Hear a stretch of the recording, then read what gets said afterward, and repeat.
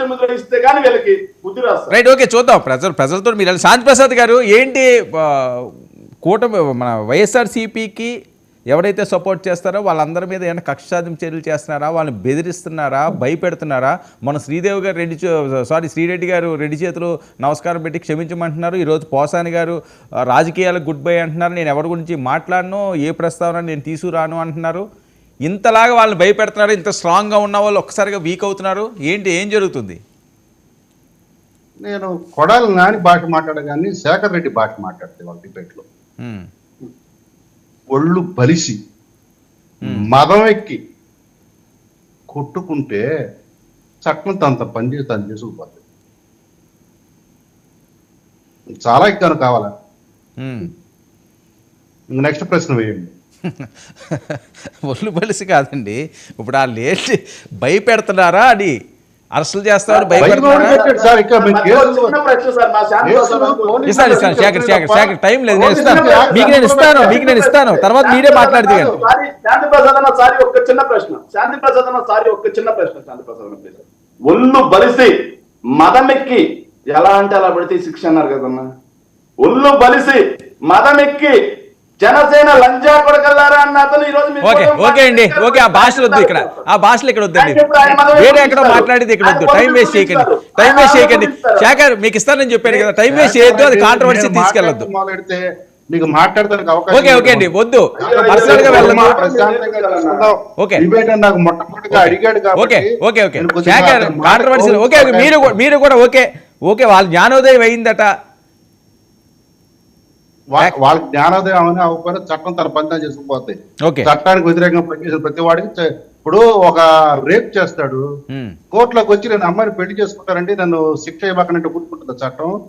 ఒక హత్య చేస్తాడు, సార్ ఏదో ఆవేశంలో చేశాను, నేను ఏదో అమ్మ బాబు నేను నన్ను వదిలేంటే వదిలేస్తుంది చట్టం. నేరాలు ఎప్పుడు నేరాలే, దాని ఫలితం అనిపించాల్సిందే. ఇక మా పెద్ద కృష్ణాంజలి మాట్లాడితే పాపం పవన్ కళ్యాణ్ గారు అన్నారు. మీరు అంత నొచ్చుకోవాల్సిన అవసరం లేదు, బాధపడాల్సిన అవసరం లేదు, మీరు మాకు సానుభూతి కూడా చూపించాల్సిన అవసరం లేదు. మీ విశ్లేషణ చేసుకుంటే తప్పలేదు, కానీ మీరు పాపం గురించి మాట్లాడాల్సింది ఈ రోజు ఉన్న ప్రతిపక్ష నేత గురించి. ఎందుకు పాపం రావట్లేదు, ఎందుకు పాపం ప్రజల గురించి మాట్లాడట్లేదు, ఎందుకు పాపం రోడ్డు మీదకి రావట్లేదు, ఎందుకు పాపం ఏం పాపం చేసుకున్నావు, ఏం పాపం చేసుకుంటే 11 వచ్చినాయి, ఇవి మాట్లాడుకోవాలి. ఇక పవన్ కళ్యాణ్ గారు చెప్పింది ఆయన ఆకాంక్ష, రాష్ట్రము అభివృద్ధి చెందాలి, ఒక 10 సంవత్సరాల పాటు పాలనలో స్థిరత్వం ఉండి ఒక నిర్మాణాత్మకమైన ప్రగతిశీలగా వెళ్ళాలి, ప్రజలందరూ అభివృద్ధిలోకి రావాలి అంటే ఇది పట్టే మినిమం సమయము. కాబట్టి దానికి అనుభవజ్ఞుడైన వ్యక్తి ఉండాలని ఆకాంక్షించాడు. అది ప్రజలకి మేము 29లోకి వెళ్ళిన తర్వాత మేము చెప్తాం. 29 ఎన్నికల్లో ఇప్పుడు మేము ప్రజల దగ్గరికి వెళ్తాము, ప్రజలకు చెప్తాము, ప్రజల ఆశీర్వాదంతో మళ్ళీ వస్తాము. అంతేదాకా మేము ఎన్నికలు నిర్వహించకుండా మేము 29 వరకు 34,000 లక్షల వరకు మేము ఎన్నికలు జరపని మేము ఎక్కడ చెప్పామా? ఒక ఆకాంక్షను వ్యక్తపరిచాడు, పూర్వాలోకం చేస్తూ ఈ 150 రోజుల పాలనలో జరిగిన తీరును చూసి చెప్పాడు. దానికి మీరు ఉలిక్కిపడాల్సిన అవసరంలా. ఇక మా శేఖర్ రెడ్డి కొద్దిగా వెటకారం పాళ్ళు ఏదో దట్టించుకుంటున్నాడు. మీరు ఎంత దట్టించుకున్నా మీ యొక్క మసాలా చెల్లదు. మిమ్మల్ని జనాలు తిరస్కరించారు. మిమ్మల్ని జనాలు ఎలా ఆదరించాలనే దాని మీద మీరు దృష్టి పెట్టుకోండి.